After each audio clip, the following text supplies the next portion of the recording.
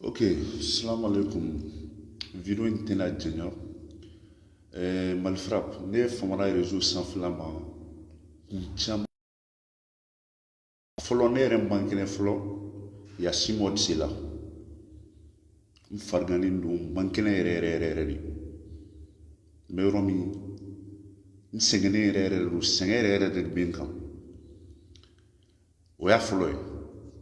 A flana. Ne be boy réseau kan. A benani wakati mini. An balimamuso jɛnɛ n'a ka minɛli wagati ye ni ne bɔra ka ci fɔ an ka mɔgɔw yɛrɛ ɲɛna n ko ma n ko ni aw ko k'aw bɛ jɛnɛ soutenir n k'a tɛ soutenir ta parce que il faut que an ka taa action de kan n'o ye voie juridique ye n ko sinon suni tile Facebook minɛli n k'o t'a ɲɛ ye n ko mais bɛɛ da birilen bɛ téléphone kɔnɔ dugu ma groupe kɔnɔ k'a fɔ k'a jo bɛ jɛnɛ la parce que jɛnɛ tɛ mɔgɔ ka kuma mɛn n ko bon ne dun tɛ kuma ye ka munumunu a kɛrɛfɛ n ko aw bɛɛ bɛ o n'a tɛ ɲɛ min kɔ a ye bɔ a ka baara ci Facebook sanfɛ ni aw bɛ se ka wuli ka jɔn min kɛ a k'o kɛ n'aw tɛ se ka wuli ka jɔn yɛrɛ kɛ mɔgɔw ɲɛna ka na kɛ kuma ye réseau sanfɛ an bɛ jɛnɛ soutenir ka sɔrɔ aw bɛ ka jɛnɛ sogo dun dugu ma n ko ne tɛ don a la n tɛ don a da fɛ bi n tɛ don a da fɛ sini n ko jɛnɛ tɛ mɔgɔ ka kuma mɛn n ko nin fɔra jɛnɛ ye a don mɔgɔ caman ma ne ka video yɛrɛ sansi faamu yɛrɛ tel que ali wage o y'i pan kana ne wele i sen bɔ video kɛ la n ko e de ye ne don video kɛ la wa parce que c'est à dire ne ni kunkolo bɛ ɲɔgɔn fɛ ne b'a dɔn n bɛ min fɔ quoi ne b'a dɔn ni ne bɛ kuma ko la ko min ye Mali ko ye kuma min bɛ se ka maliyɛnw intéresser kosɛbɛ quoi bref o don ni bi cɛ maliyɛn vie ma nɔgɔn kuma t'a Facebook lama ma parce que moi je suis trop direct tiɲɛ de bɛ laban wa foyi tɛ tiɲɛ bɔ u taara kuma ŋunuŋu ni ɲɔgɔn cɛ ne tɛ mɔgɔ bisigi mais u taara ŋunuŋu ni ɲɔgɔn cɛ fo ka taa kɛ jɛnɛ nana i yɛrɛ aigri ne kɔrɔ je me pose la question i aigrila ne kɔrɔ maliko de y'an si ɲɔgɔn ma i ma aigri ne kɔrɔ maliko de y'an si ɲɔgɔn ma ne ma dɔwɛrɛ f'i ye ne ye tiɲɛ f'i ɲɛna sinon ni kɛnɛ kan kɛlɛ don cɛ minnu tugur'i kɔ ne b'o cɛw la mais n'o cɛ kelen k'i ma ko sabali a tigi b'i ka hɛrɛ de fɛ mais n'i m'o faamu n'i ye dusu bila hakili ɲɛ o ye ko wɛrɛ ye quoi cɛ hakili ni muso hakili tɛ kelen ye ne man ta bi cɛ n ye n da de a tɛ k'a fɔ ko mɔgɔ bɛ se ka n labɔ Facebook kan parce que maa si fa ma Facebook dilan kumaba in man di ne ye quoi mankanba ninnu ni ko sugu dɔw bɛ yen olu man di ne ye ne Facebook tɛ dɛ Facebook y'o sɔrɔ ne la ne ni mɔgɔ mana jɛ kɔnɔ hali n'an farala de i bɛ se ka ne kɛlɛ ou soit ne bɛ se k'i kɛlɛ mais ko diɲɛ ɲɛna ne b'i kɛlɛ ne ka hɔrɔndenya a tɛ sɔn o ma quoi ne ka hɔrɔnya a tɛ sɔn o ma bref litiri yɛrɛ bɛɛ kɔnɔ cɛ kelen t'u la ko n bɛ min dɔn yanni litiri cɛ muso kelen t'u la ko n bɛ min dɔn yanni litiri cɛ wa n ye n ka video kɛ in daminɛ n ma taa se cɛ ma n ma taa se muso ma a bɛɛ de nana se n sigilen ma a dalu fɔlɔ n b'a daminɛ jɛnɛ la ale de nana se n sigilen ma a y'a sɔrɔ hali n kun tɛ n kunkolo bɔ mon frère n'i b'a dɔn mɔgɔw bɛ ka min fɔ i ka kumakan bɛ ka taa yɔrɔ min n'i b'a dɔn k'a fɔ k'i ka ko bɛ ka nɔ bɔ i bɛ bɔ wo in kɔnɔ i bɛna fara tɔw kan n ko ne bɛ maliyɛn fɛ diɲɛ dɔn n'i b'i dusu kɛ cogoya dɔn fɛn sugu dɔw bɛ yen kana na ti i yɛrɛ fara a kan parce que jama bɛɛ ka faamu tɛ kelen ye anw ye ko in faamu depuis anw bɛ Mali la anw donna ko in na depuis anw bɛ Mali la ka na an yɛrɛ sɔrɔ tunga la fana ko in daminɛla ale jɛnɛ yɛrɛ fɛ a y'a kuma fɔ n ye k'a bonya fɔ n ye nga mango jene ye tien fo mais fana ne ka manière mais ama appel fo la sema kuma jabi mina dondola na ke ale jene kelen na sema akoma ko nga konti milenu ko jugu kelen ko diminduna ko fo ki nga bo ko nga video doke ko donc nye anyefo malika ye nya nyefo mo chamaye nya nyefo malika fitini be yi tante page na ka dese bo afra ko e malfra ke be page ko nyedon ko sebe ko donc alla je ni sira ka débloquer mo jene ne ma se ka débloquer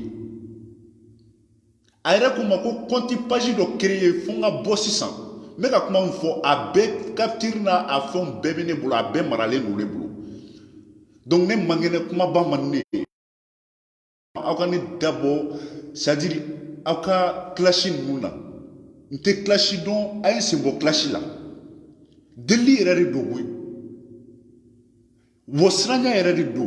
parce que na ma foi ay ta famu ko ay sembo aka clashi la ne sente clashi la ne te clashi don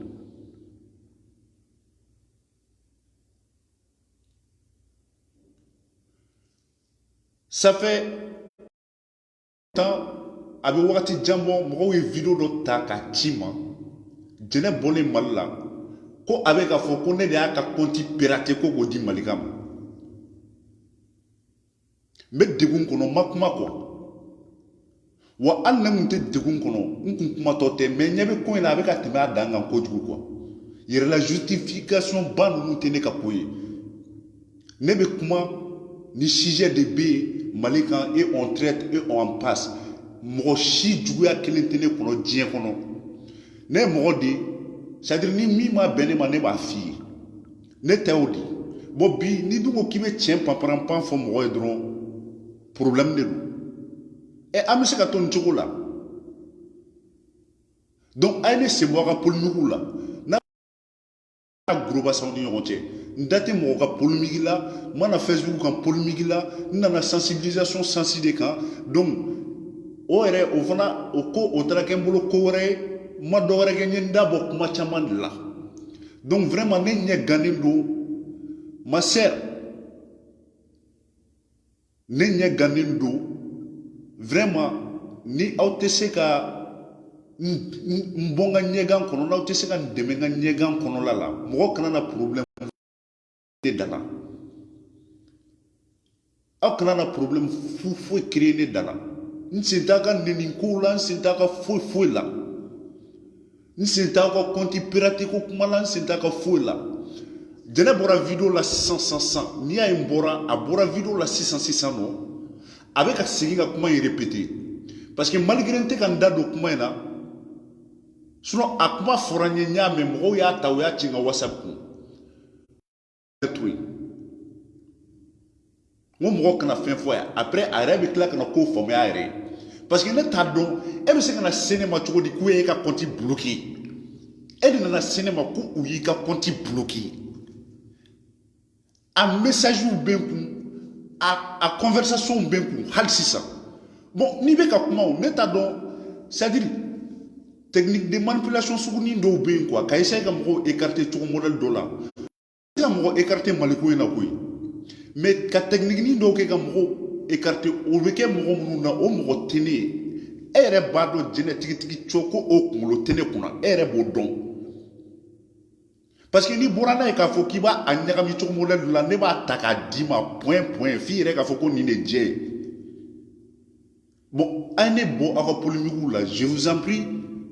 c'est-à-dire ala ka hereke be ala ka hereke mali mo shi konia tene kono mo shi juga tene kono mais ni mi ma bene bo fo esuro ni mo kun kanga ta kasola ni mo kun kanga faga ne kun kanga ye mo faga ta la e jene no fe comment ça se fait que e jene kele mi claque ni sigi chuko di ka fo ko akera ta borata duna ta borata fem prévuti bulu dans l'outil bulu nek lekele mata sima e na cinéma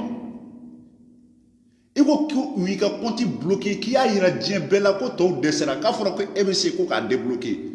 Ngo jɛnɛ ngo i b'i ka compte fɛn fɔ n ye a y'a fɔ n ɲɛna ne y'a tenter ma se a yɛrɛ ko ma k'o to yen ko dɔ créer ngo bon i bɛ fɛ an ka créer adresse email jumɛn la mais attends ne o compte créer o compte yɛrɛ créer la o tile kelen e jɛnɛ ma vidéo ko o compte yɛrɛ kan tuguni a créer la tile kelen min e ma vidéo k'a kan e seginna ka fɔ i ye ne wele i ko bon ko i bɛna fɔ Jiga ye ko Jiga ka compte créer ko ne ka to yen e compte min créer la vidéo ma k'a kan kuma ma k'a kan hali publication simple ma k'a kan e Malika bɛ se k'o to pirater cogo di ko kuma quoi jɛnɛ c'est à dire hali ni arankini bɛ aw kɔnɔ ka ɲɛsin ɲɔgɔn ma kuma dɔ la n'aw bɛ kuma quoi a ye kuma parce que fɛn dɔw bɛ n'i nana fɔ diɲɛ bɛɛ de sigilen don k'i lajɛ bon ni ne tilara k'a fɔ ko n bɛ bɔ ni o fɛn ninnu ye k'a bila sisan c'est à dire bɛɛ tɛ kun f'i ye bɛɛ tɛ kun f'i ye lajɛlikɛbaga ninnu caman de bɛ kow ye koyi mɔgɔw tɛ ka kuma de sinon u bɛ ka kow ye a ye ne da bɔ vraiment a ka classe la ne tɛ classe la n da tɛ don classe la bi n da ma don classe la sini a ye ne da bɔ classe la n'aw bɛ classe kɛ a ye classe kɛ mais ne bɛ kuma Maliko sujet de kan a kun b'a ka vidéo in kɔnɔ a ye kuma a seginna kuma in kan n k'a kan ta a y'i ban kan ta o de y'a to n bɔra ne man kɛnɛ aw kana ne da don kuma la jɛnɛ b'i deli Ala yɛrɛ kama i m'a faamu Ala yɛrɛ kama koyi n y'a yɛrɛ wele a tilalen vidéo la n y'a wele téléphone na mɔgɔ de don a tɛ temps di mɔgɔ ma o y'a fama kɛcogoya ye harcèlement d'appel in tɛ a bɛ bɛɛ ka téléphone kɔnɔ technique de manipulation tɛ kɛ ne la k'a fɔ k'i bɛ i ka fɔta yɛlɛma ka kɛ tiɲɛ ye diyagoya o tɛ kɛ ne la donc ne bɛ deli yɛrɛ de don classe bɛ aw ni mɔgɔ minnu ni ɲɔgɔn cɛ Malika famille o aw yɛrɛ damaw o vidéoman minnu tɛ ka ɲɔgɔn faamuya ne ye nin fɔ bɛɛ bɛ tila nin na aw bɛ tila k'i tilen an bɛ tila ka c'est à dire c'est idéologie an b'a sensibilisation kɛ a voie normale kan sinon nin tɛ o aw bɛ to nin na mɔgɔw kɔni b'a lajɛ a bɛ ɲɛnafin bɔ mɔgɔw la mais après mun a bɛ mun ɲɛnabɔ a tɛ foyi ɲɛnabɔ donc c'est ça kɛlɛ tɛ wɔyɔ tɛ n y'a wele komi a ye kumaw teliya n ko a ma jɛnɛya ni sɔgɔma somɔgɔw denmisɛnninw dɔrɔn bara a ye kumaw wurule a tɛ ka lamɛn yɛrɛ ne dun de y'a wele donc a ye téléphone tigɛ balawu man ne tɛ kɛlɛ fɛ ne tɛ wɔyɔ fɛ a ye ne to n ka tranquille kɔnɔna la yan n b'aw deli Ala ni kira kama n b'aw deli Ala ni kira kama parce que vidéoman ko tɛ dɛ CDR ko yɛrɛ ko tɛ dɛ maliyɛn furadama n y'a mɛn a kɛra tan a bɔra tan ou bien ka kow ta k'u suma ɲɔgɔn ma quoi o de bɛ na ni ko dɔw ye ne b'aw deli jɛnɛ b'i deli Ala kama kira kama i ka furu kama i yɛrɛ kama